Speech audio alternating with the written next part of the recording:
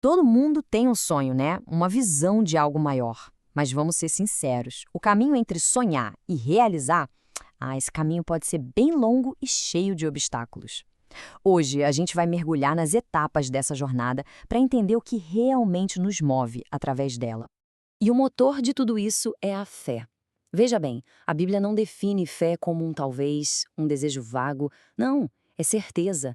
É uma convicção firme sobre coisas que os nossos olhos ainda não alcançaram. É essa certeza que nos segura, que nos dá chão em cada passo do caminho. Então, o nosso roteiro hoje vai passar por 4 estágios. Primeiro, a gente vai entender o que significa viver pela fé. Depois, vamos olhar para a história de Abraão, da semente à promessa. Em seguida, a gente acompanha a saga de José e, por fim, vamos ver como um sonho vira realidade. Então vamos lá. O ponto de partida. A vida cristã, na sua essência, é um convite para caminhar pela fé e não pelo que a gente vê. Aquela frase, o justo viverá pela fé, é a base, sabe? É o alicerce de tudo que a gente vai conversar aqui. E para falar de uma vida de fé, não tem como não começar com Abraão. Ele recebeu um sonho direto de Deus, um sonho que, humanamente falando, era simplesmente impossível. Pensa só na cena. Deus falando para um homem já de idade, sem nenhum filho, sua família vai ser tão numerosa quanto as estrelas. A fé que é necessária para acreditar numa coisa dessas é monumental. É um sonho que quebra qualquer lógica, qualquer previsão. E aí, de repente, a promessa começa a ganhar forma. Isaac nasce. Parece que, finalmente, o sonho tem uma base real, né? Algo concreto, visível, que dá para se apegar. E é bem aqui que vem o grande teste. Quando tudo parecia estar finalmente nos trilhos, vem a pergunta que muda tudo.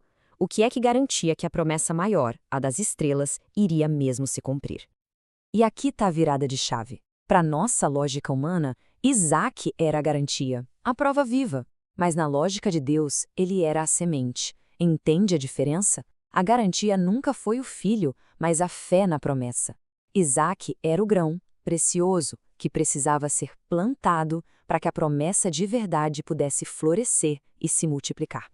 Então, o ponto crucial é este. A disposição de Abraão em entregar Isaac não era sobre perder o filho, mas sobre plantar a semente.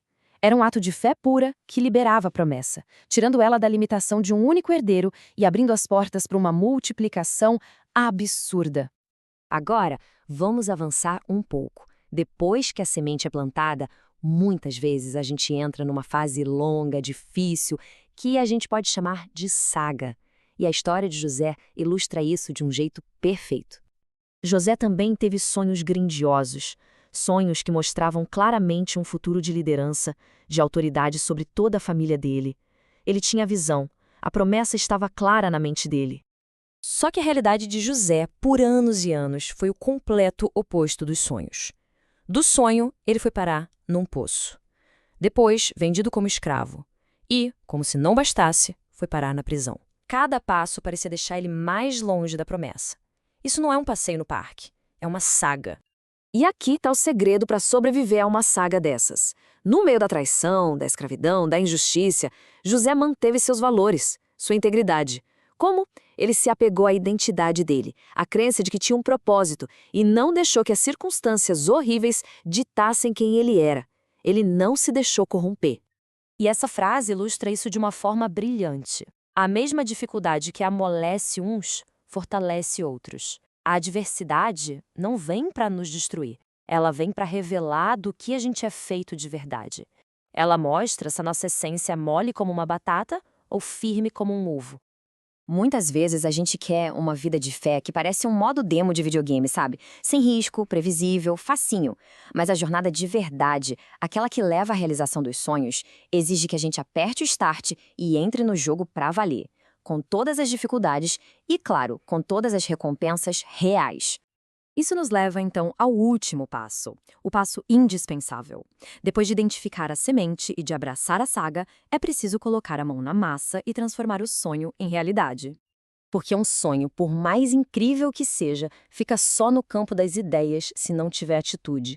Neemias é um exemplo perfeito disso. Muita gente sonhava com a reconstrução de Jerusalém, mas para eles era só uma utopia, um desejo distante. Mas Neemias não ficou só no sonho. Ele agiu. Ele pegou a pá, a espada, juntou o povo e reconstruiu os muros de Jerusalém em 52 dias. A ação transformou uma utopia de décadas em uma realidade concreta e palpável. Então, para a gente amarrar tudo isso, a jornada toda pode ser resumida em 3 passos bem práticos.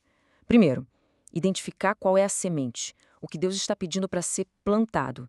Segundo, abraçar a saga, entender que o processo vai ser desafiador e vai forjar o nosso caráter. E terceiro, agir, colocar a mão na massa para transformar a utopia em realidade. E a gente encerra com essa reflexão. A promessa, o sonho de Deus, isso é real. A pergunta que fica para cada um é: a disposição para semear, para perseverar na saga e para agir, ela também é real? A resposta para essa pergunta é o que define se um sonho continua sendo só um sonho ou se ele se torna o nosso destino.